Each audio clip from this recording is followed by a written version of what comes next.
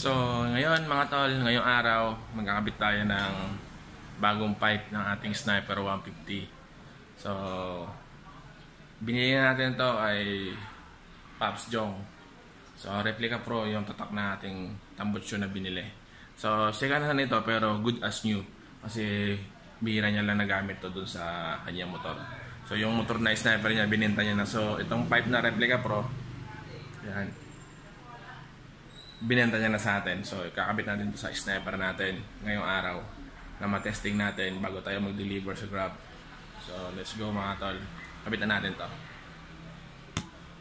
So, yun mga tol. Modified pala yung ating ikinabit dito sa ating Sniper 150. So, modified to pero kalkal na. So, papalitan natin na Replica Pro. Ayan, ganyan kalaki yung tip niyan. Medyo basi yung tunog nito, kaya papalitan natin kasi nakakaya pag nag-deliver tayo ng gabi or madaling araw. Kaya tatanggalin na natin. Papasensya na rin kayo at marumi yung ating motor. So, malamig-lamig naman yung ating motor eh. Kaya pwede natin yan baklasin to. So, baklasin natin itong bearings, side bearings. Then, kakabit natin yung Replica Pro. Let's go.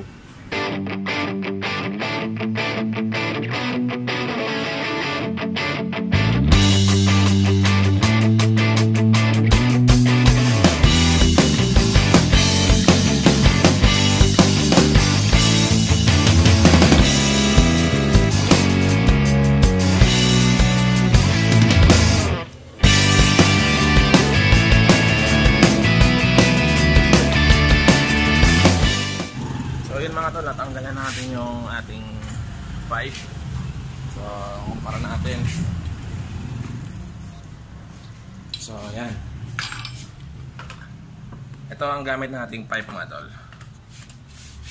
Yan, modified pipe.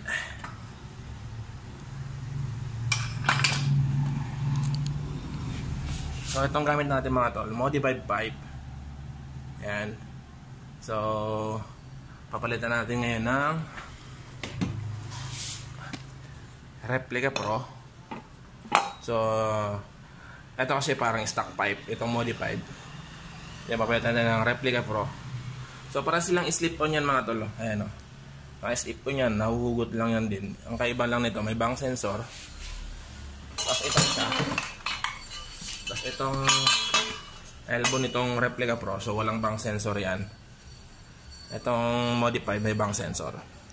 So yan na ipapalit natin mga tol. Replica Pro sa modified. So base kasi ang tunog nitong modified. So papalitan natin medyo lang para konting ano lang, medyo silent konti. Silent type na power pipe kumbaga. So kakapitan natin ito ngayon mga tol. So let's go.